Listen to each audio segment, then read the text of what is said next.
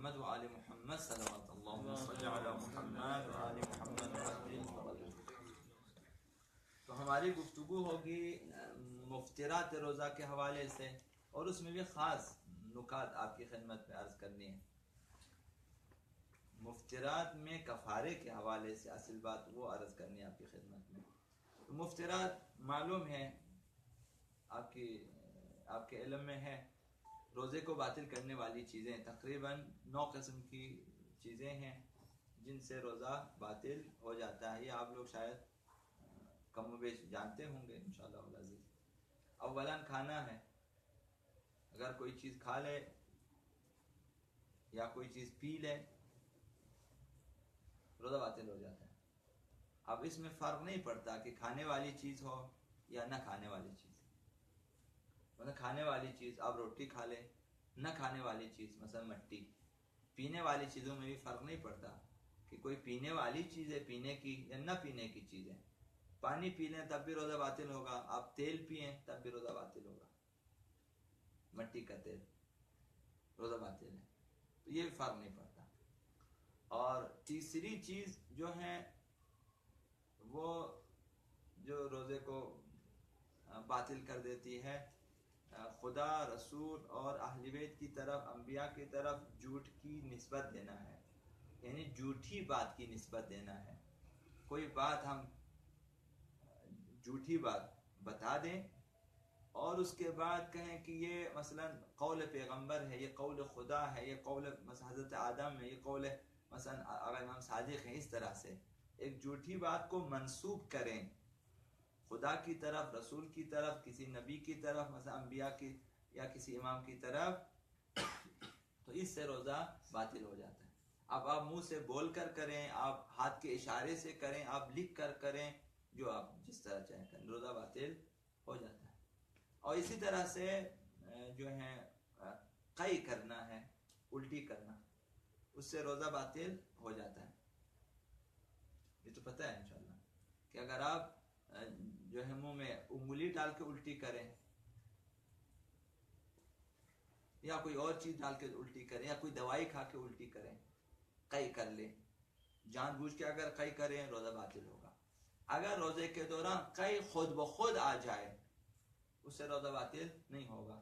آپ نہیں کرنا چاہتے لیکن خود بخود آ جاتا ہے، روزہ باطل نہیں ہوگا. اگر وہ ادھر تک آئے پھر واپس چلا جائے، جانے دو، آپ کا کیا، روزہ باطل ہوگا ہی نہیں. زبان میں آیا واپس چلا گیا، زبان منہ کی فضا میں آنے کے بعد خود بخود گیا، روزہ باطل نہیں ہے. جان بوجھ کے نگل لیا، روزہ باطل ہے. اور اسی طرح سے ازدواجی تعلقات ہیں، روزے کی حالت میں روزے کو باطل کر دیتا ہے. ازدواجی تعلقات قائم کرنے میں جو ہے کفارات بھی ہیں. پتہ ہے کہ ابھی میاں بیوی کے حوالے سے بہرحال وہ رہیں، کبھی میاں پہ 2 کفارے واجب ہیں، بیوی پہ 1 کفارہ واجب ہے، کبھی میاں پہ 2 کفارے، بیوی پہ کچھ بھی واجب نہیں ہے. اس طرح سے وہ ان کی رضایت کے اوپر ہے. ازدواجی تعلقات میں میاں بیوی دونوں راضی ہیں تو دونوں پہ کفارے واجب ہیں. اگر میاں زبردستی کرے بیوی راضی نہ ہو تو میاں پہ 2 کفارے واجب ہیں. اگر بیوی درمیان میں راضی ہو جائے تو میاں پہ 2، بیوی پہ 1 کفارہ واجب ہے. مطلب اس طرح ازدواجی تعلقات میں. اسی طرح جو ہے کسی بھی طرح سے انسان خود کو جنوب کر دے اس میں بھی روزہ باطل ہو جاتا ہے. کسی طرح سے بھی ایسا کام کرے کہ غسل جنابت واجب ہو جائے اسے بھی روزہ مسئلہ بات. تو یہ مفطرات ہیں، مفطرات روزہ جو آپ کو جو ہے آپ کے علم میں ہے. اسی طرح بعض فقہا کے نزدیک آیت اللہ سیستانی کو چھوڑ کر باقی تقریباً ہمارے جو زندہ فقہا اور بعض جو ہیں مرحوم فقہا، ان کے نزدیک پورے سر کو پانی میں ڈبولیں روزہ باطل ہو جاتا ہے. حضرت آیت اللہ سیستانی کا فتویٰ ہے کہ روزہ باطل نہیں ہوتا، روزہ مکروہ ہو جاتا ہے، روزہ باطل نہیں ہے. لہذا اگر روزے کی حالت میں ایک انسان غسل ارتماسی کے لیے مثلا ڈبکی لگا لیتا ہے پانی میں، تو اب آیت اللہ سیستانی کے فتوے کے مطابق اس کا روزہ بھی صحیح ہے، غسل بھی صحیح ہے. لیکن دوسرے فقہا کے نزدیک چونکہ فعل حرام انجام دیا ہے، روزہ بھی باطل ہے، غسل باطل ہے، کیونکہ وہاں ان کے لیے جائز نہیں ہے. تو یہ مثلا کچھ ہے. اب جو بعض مفطرات روزہ ہیں ان میں کفارہ واجب ہے، اور بعض مفطرات روزہ میں صرف ایک کفارہ واجب ہے، جیسے کھانا پینا جان بوجھ کر اگر کھا لیا یا پی لیا روزے کو باطل کے ایک کفارہ واجب ہے۔ ایک کفارہ کیا ہے؟ ایک کفارہ جو ہے قضا کے علاوہ 60 دن کا روزہ ہے، 2 مہینے پہ روزہ رکھیں، نہیں رکھ سکتے 60 مسکینوں کو کھانا کھلائیں یا انہیں مثلا لباس پہنائیں وغیرہ۔ تو وہ جو 60 روزہ ہے اس میں 1 ماہ 1 دن مسلسل رکھنا ہے، یہ ایک روز یعنی ایک کفارہ ہے۔ اور بعض ایسے ہیں کہ جن میں 3 کفارے واجب ہیں، بعض مفطرات ایسے ہیں جن میں 3 کفارے واجب ہیں، مثلا فعل حرام انجام دے اور روزے کو باطل کرے، مثلا خدا پہ جھوٹ باندھے یا کوئی اور فعل حرام انجام دے، شراب پی لے مثلا، اس طرح سے۔ تو 3 کفارے واجب۔ 3 کفارے کون سے ہیں؟ ایک غلام آزاد کرنا، 60 دن روزہ رکھنا اور 60 مسکینوں کو کھانا کھلانا، تینوں واجب ہیں، کس کو کہتے ہیں؟ کفارے جامع۔ اور بعض میں کفارہ نہیں ہے، صرف قضا واجب ہے، جیسے الٹی کرنا، آپ جان بوجھ کے الٹی کریں روزہ باطل ہو جاتا ہے، قضا واجب ہے۔ تو یہ بعض مفطرات اس قسم کے۔ ابھی افطار، روزے کا افطار حکم کے اعتبار سے اس کی چند صورتیں ہیں، روزہ افطار کرنا۔ کبھی افطار حرام ہے، حکم یہاں افطار حرام ہے، روزہ کھولنا واجب، روزہ رکھا ہوا ہے، رمضان کا روزہ ہے، جن کو آپ افطار کرنا چاہیں، حرام ہے۔ یا نذر معین ہے، 15 شعبان کے لیے آپ نے معین کیا تھا کہ میں آج روزہ رکھوں گا قربتاً الی اللہ، نذرن، یا قسم کھا لیا یا عہد کیا تھا، تو یہ جو روزہ نذری ہے، نذر معین ہے، 15 شعبان کو ہی رکھنا ہے، اب اسے آپ کھولنا چاہیں دن کو، حرام ہے، یہ بغیر عذر شرعی۔ البتہ بعض کے ہاں عذر شرعی آ سکتی ہے، خواتین کے لیے عذر شرعی پیش آ سکتی ہے، اس کے علاوہ کوئی عذر نہ ہو تو آپ روزہ نہیں کھول سکتے، حرام ہے رمضان دن کے وقت روزہ افطار کرنا۔ دوسرا، کبھی واجب ہے کہ آپ افطار کریں، روزہ کھول دیں۔ اگر روزہ دار ظہر سے پہلے سفر کرے تو واجب ہے کہ جو اپنا روزہ کھول دے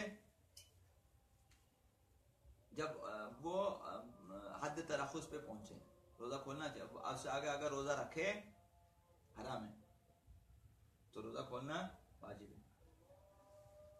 اگر ظہر سے پہلے آپ سفر کریں گے تو آپ کو روزہ نہیں ہوگا، روزہ آپ کو کھولنا چاہیے، تو آپ روزے سے نہیں ہیں۔ کہاں سے آپ نے کھولنا ہے؟ حد ترخص سے۔ اگر ظہر کے بعد انسان سفر کرتا ہے تو روزہ کھولنا جائز نہیں ہے، وہ روزہ رکھ کر ہی سفر کریں گے، جہاں شام ہو جائے وہیں پہ افطار کر لے۔ تو یہ دو، کبھی روزہ کھولنا دن کے وقت حرام ہے، کبھی دن کے وقت روزہ کھولنا واجب ہے کہ روزہ افطار کرے، روزہ نہ رکھے۔ 3، کبھی مکروہ ہے، جیسے روزہ مستحبی آپ نے رکھا ہے، ظہر کے بعد کھولنا چاہیے، مکروہ ہے، یہ ظہر سے پہلے شاید مکروہ بھی نہیں ہے، بعد الظہر مکروہ ہے، مستحبی روزے کا بعد الظہر کھولنا مکروہ۔ 4، کبھی مستحب ہے، جیسے وہ روزہ دار جنہوں نے مثلا مستحبی روزہ رکھا ہے اور کوئی مثلا دعوت کرے، ایک مومن کی دعوت کو رد کرنا نہیں چاہتا، یہ شخص اپنے روزے کو نہیں بتاتا کہ میرا روزہ ہے، صرف اس مومن کی دعوت کی خاطر چپ چاپ اپنا روزہ کھول دیتا ہے، یہ مستحب ہے۔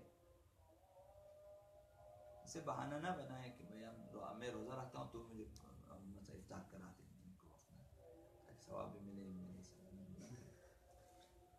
یہ مستحب اس وقت ہے جب کوئی مومن دعوت کرے، اسے پتہ نہیں ہے، آپ نے روزہ رکھا ہوا ہے، آپ اس کی دعوت کو رد نہیں کرنا چاہتے، تو آپ اپنے روزے کو کھول دیتے ہیں، یہ مستحب ہے۔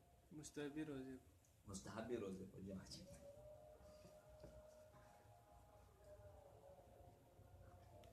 تو بغیر اس کے کہ روزہ دار مہمان میزبان کو بتا دے کہ میرا روزہ ہے، آپ روزہ کھول لیتے، یہ کھولنا مستحب ہے.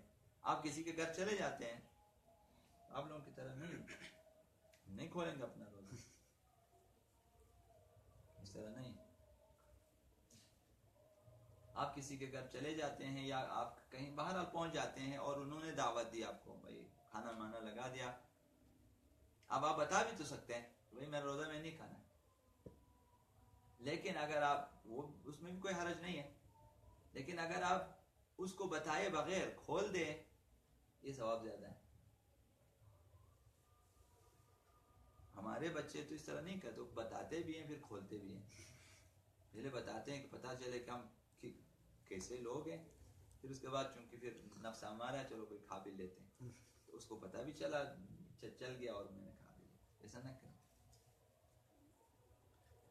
تو کبھی جو ہے مستحب ہے. 5 کبھی مباح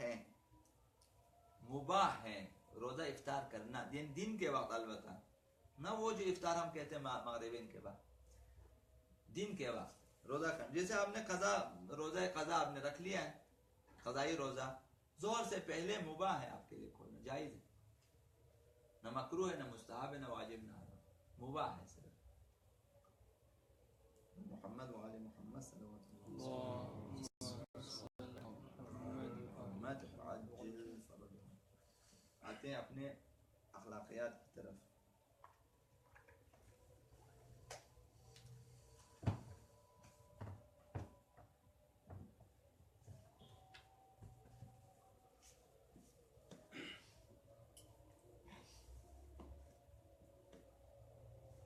اخلاق کے سلسلے میں آج انفرادی اور معاشرتی زندگی پر حرص کے اثرات، یہ آپ کی خدمت میں عرض کرنا ہے. لالچ کے اثرات اور معاشرتی زندگی، اجتماعی زندگی، وہ زندگی جس میں ہمارا دوسرے سے تعلقات ہوتے ہیں، روابط ہوتے ہیں. ایک زندگی ہماری اپنی انفرادی ہے جس میں میرا کسی سے تعلق نہیں ہے. بعض امور ایسے ہوتے ہیں، بعض میں ہمارے دوسروں سے تعلقات ہیں، یعنی اس زندگی میں دوسرے بھی شریک ہیں، بیوی، بچے، رشتہ دار، مثلا دوسرے تیسرے معاشرتی امور. اس میں لالچ کا کیا اثر ہے، لالچ کے اثرات کیا ہیں؟ آیات اور روایات کی روشنی میں جو تفصیلی بحث اب تک ہم کر چکے ہیں، اس کی روشنی میں حرص کے منفی اثرات ہو جاتے ہیں. ان کا مطالعہ ہمیں تشریحات و تفاسیر کے مطالعے سے بے نیاز کر دیتا ہے. ہم ان منفی اثرات کو فہرست وار عرض کریں گے. آپ بھی اپنی جو ہے فہرست ذہن میں رکھیں کہ یہ منفی اثرات ہیں. اگر ایک شخص لالچی ہے، حریص ہے، تو کس قدر اس کی اپنی انفرادی زندگی پر اور دوسروں کے ساتھ جو اس کی زندگی ہے اس پر کتنے منفی اثرات پڑتے ہیں. یہ نمبر 1، سب سے پہلے حرص انسان کو ابدی رنج و غم میں مبتلا کر دیتا ہے. یہ انفرادی نقصان. یہ شخص حریص انسان مغموم رہتا ہے، چونکہ جو بھی دیکھتا ہے کم دیکھتا ہے، دوسروں کے پاس دیکھتا ہے، اپنے پاس نہیں دیکھتا، یہ غمگین ہو جاتا ہے. ابدی ہے وہ بھی، چونکہ اس قدر دوسروں کے پاس چیزیں ہیں کہ اب اپنے پاس نہیں ہے، تو یہ غم اس کا ختم نہیں ہوتا. تو لہٰذا پہلا نقصان یہ ہے کہ وہ شخص ہمیشہ غمناک ہیں، غمگین ہیں، آزردہ ہیں، ناخوش ہیں.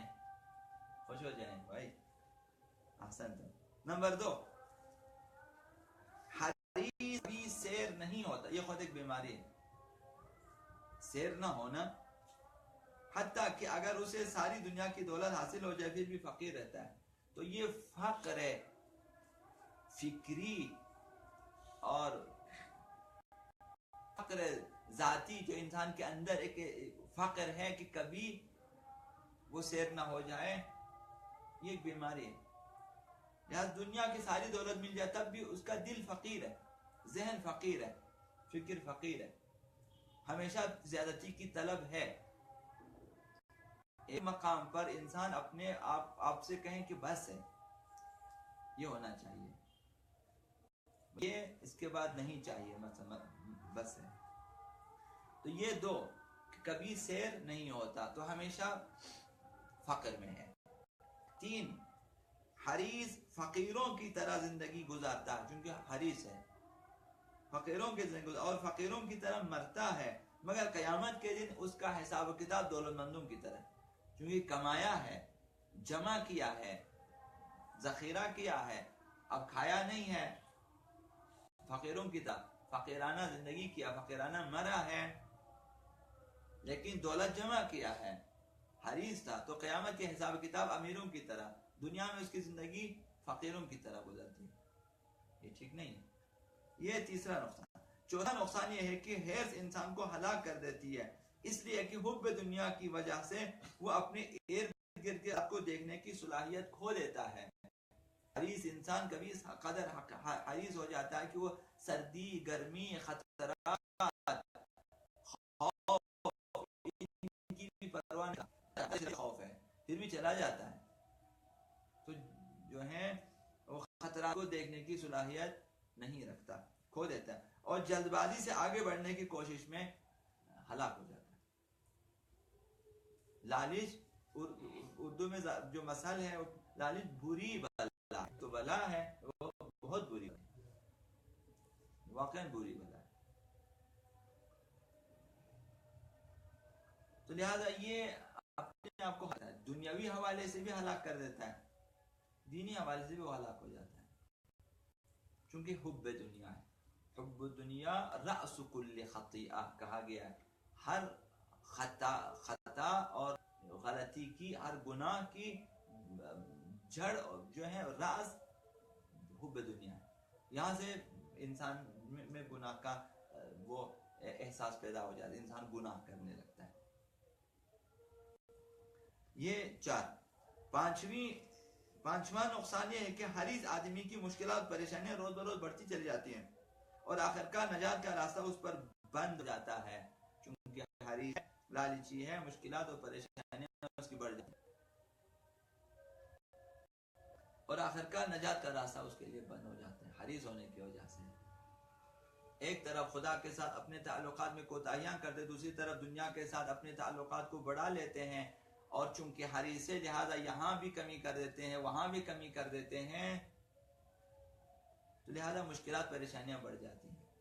کبھی قرضے بڑھ جاتے ہیں، کبھی دوسروں کے ساتھ دشمنیاں اس کی بڑھ جاتی ہے، کبھی دینی حوالے سے جو ہے اس کے جو ہے بہت سارے واجبات وغیرہ بڑھ جاتے ہیں، اس کے پریشانیاں اس کی سامنے آ جاتی ہیں. اتنی نمازیں، روزے رکھے، اتنے خوف، اتنے زکات، وہ پریشانیاں الگ سے وہ شاید کسی کو نہ بتائیں، لیکن دوسری طرف دوسروں کے ساتھ تعلقات میں پریشانیاں بڑھ جاتی ہیں چونکہ حریص ہیں. بعض لوگ ایسے ہوتے ہیں پیسے ہونے کے باوجود بھی قرضے نہیں دیتے، یہ بھی حرص کی وجہ سے کہ حرص ہے، قرضے ادا نہیں کرتے، سال موقع رکھ لیتے ہیں، یعنی پیسے ہے نہیں دیتے، حرص کی وجہ سے. کیوں تم سے مجھے تعجب ہوتا ہے ان افراد پہ، آپ بھائی ہیں، آپ دونوں مثلا گھر میں حصہ رہے، اب آپ ہو جاتے ہیں، بھائی الگ ہو جاتے ہیں، اب وہ جو بھائی کا حصہ ہے یا بہنوں کا حصہ ہے مثلا، اب وہ سال نہیں دیتے، اس کے بعد دے دیتے 20 سال 30 سال کے بعد، وہ بھی حرص کی وجہ سے کہ حساب نہیں کرتے، دے نہیں ہے، زمینیں نہیں دیتے، جائزہ کر لیتے ہیں. قرضے مثلا آپ نے قرضہ لیا مثلا 5 لاکھ 10 لاکھ، اب یا وہ 30 سال کے بعد دیں، وہ 30 لاکھ کے بعد وہ کیا کرے گا وہ 10 لاکھ، جبکہ 30 سال اس کی زندگی پیچھے رہ جاتی ہے. اگر یہی 5 لاکھ 10 لاکھ 30 سال پہلے مل جاتے، پہلے مل جاتے، یہ پہنچ جاتا. یہ رو ہیں، یہ بھی حرص کی وجہ سے، تو پریشانیاں بڑھتی جاتی ہیں اس کی. یہ چھٹا نقصان ہے، حرص انسان کی آبرو کو گھٹا دیتی ہے، آہستہ آہستہ بے شرم ہو جاتا ہے، حریص ہے، عزت چلی جاتی ہے، عزت کو نہیں دیکھتا، اب لڑائی جھگڑا گالی گلوچ وہاں تک پہنچ جاتا ہے، پھر آگے کورٹ کچہری تھانہ، پھر جیل. ماشاءاللہ واجد صاحب چلے گئے، میں نے پھر ان کے حوالے ہو جاتے ہیں. رہتی ہے. لوگوں کی نظر میں اس کے مقام کو کم کر دیتی ہے. اس کو دیکھیں گے لوگ ویسے بھی اس کی عزت کریں. اس لیے کہ حریص انسان اپنی خواہشات کی تکمیل کرتے ہوئے معاشرتی اقدار کو نظر انداز کر دیتا ہے. دسترخوان پہ دیکھا آپ کو بھی نظر انداز کر دیتے ہیں. جلدی کھانا چاہتے ہیں, تیز تیز کھانا چاہتے ہیں, زیادہ کھانا چاہتے ہیں, یہ حرص ہے. ایسے قیدی کی مانند ہو جاتی ہے میں زنجیر ڈال کر کبھی ادھر. حریص نہیں ہے یہ. کس قدر کھاتے ہیں, کس قدر جمع کرتے ہیں, گویا کہ گلے میں حرص کی زنجیر لگی ہوئی ہے. یہ چھٹا نقصان. ساتواں نقصان ہے کہ حرص انسان کو قسم کے گناہوں میں مبتلا کرتا ہے. حرص کی وجہ سے انسان جھوٹ بولتا ہے, خیانت کرتا ہے, ظلم کرتا ہے, غصب ہو جاتا ہے, جھوٹ بولتا ہے. اکثر دکاندار زیادہ کمانے کی خاطر کبھی ظلم کرتا ہے, لے لیں, کمزوروں سے ظلم کرتے ہیں, لے لیتے ہیں, کبھی غصب کر لیتے ہیں. اس لیے اگر وہ حلال و حرام کی پابندی کرے تو مقاصد حاصل نہیں ہوتا, لیکن کی پرواہ نہیں کرتا. تو یہ ساتواں نقصان کہ مختلف قسم کے گناہوں میں وہ مبتلا ہو جاتا ہے. اب کبھی تو بہت گناہوں میں مبتلا ہو جاتا ہے, جیسے حرص انسان کو آٹھواں نقصان اللہ سے دور کر دیتی ہے, اللہ کی نظر میں حقیر کر دیتی ہے, اسے اطمینان اور سکون سے محروم کر دیتی ہے اور اس کی زندگی کو غماندو اور مرقع بنا دیتی ہے. اللہ سے دور ہو جاتا ہے. یہ تو آہستہ آہستہ انسان ہو ہی جاتا ہے. جب حریص ہیں تو خدا کے پاس آنے کا ٹائم نہیں ہوتا یا کم سے کم ہوتا ہے, دور ہو جاتا ہے. حرص کی وجہ سے بھی انسان بہت ساری توقعات سے ہو جاتا ہے. صدقات نہیں کریں گے, مثلا خیرات نہیں کریں گے, اس کے بارے میں بھی اسی طرح سے زکات کے بارے میں خدا کے بھی مقروض, خدا سے بھی دور اور لوگوں سے بھی دور, اور اللہ کے کی نظر میں جو اسے حق کر دیتی ہے, اسے اطمینان اور سکون. تو حریص انسان کبھی بھی سکون سے نہیں سوتا, لالچ ہے اسے, اس کی زندگی کو غم اندوہ کا مرقع بنا دیتی ہے, زندگی میں ہمیشہ غم ہے. 9. حریص وہ مال و دولت جمع کرتا ہے جسے حاصل کرنے کی زحمت اٹھاتا ہے, اور اس بارے میں جواب بھی وہ خود ہوتا ہے جب دوسرے اٹھاتا ہے. جمع بھی خود کرتا ہے, جواب دہ بھی خود ہیں, لیکن فائدہ دوسرا, چونکہ اب ساری زندگی اس کے کمانے میں گزر جاتی ہے. اس کے بعد کیا اولاد نہیں, یا دوسرے رشتہ داروں نے کیا اس نے دینا, زحمت اس نے کیا, حساب اسے دینا. یہ 9واں نقصان کہ کمائیں خود, حساب بھی دیں خود, اور فائدہ اٹھائیں دوسرے. 10. اللہ تعالیٰ کے بارے میں بدگمانی اور اس پر بھروسہ نہ ہونے کا نتیجہ ہے, ورنہ انسان حریص نہیں ہوتا اگر خدا پر بھروسہ. اس کا نتیجہ یہ ہوتا ہے کہ یہ بدگمانی اور عدم اعتماد اور بھی بڑھتا چلا, خدا سے دور ہوتا جاتا ہے. کہ کمی ہوگی, بھروسہ نہ ہونے کا ہے. اگر میں کسی کو قرضہ دے دوں پیسے کم ہو جائیں گے, اگر میں کسی کو مثلا صدقات وغیرہ نکالوں کم ہو جائیں گے, نہیں کروں کم ہو جائیں گے, قربانی کم ہو جائیں گے, حج پہ جاؤں پیسے کم باہر, خدا پر اعتماد نہ ہونے کی وجہ سے. تو لہٰذا یہ چیزیں بڑھتی ہیں. یہ انفرادی اور معاشرتی زندگی پر اثرات, برے اثرات حرص کے. انشاءاللہ